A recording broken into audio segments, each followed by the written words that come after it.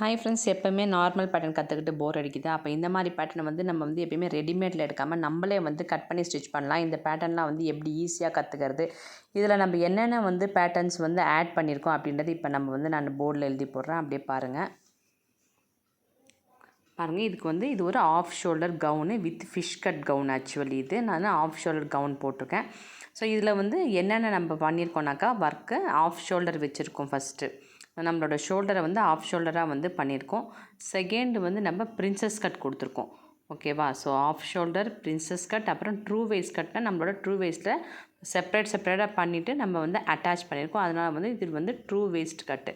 So இதுக்கப்புறம் வந்து கீழே வந்து ஃபிஷ் கட்னால் ஷேப்பு கிடைக்கும். அதுக்கப்புறமா வந்து தை கிட்ட நம்மளுக்கு ஸ்லிட்டு வரும். அதுக்கப்புறமா வந்து இதில் வந்து 6 வந்து பேக் வந்து ஜிப்பு. ஓகேவா? ஸோ நம்ம இத்தனை வந்து இதில் ஆட் பண்ணிக்கிறோம். நீங்களும் ஈஸியாக கற்றுக்கலாம்.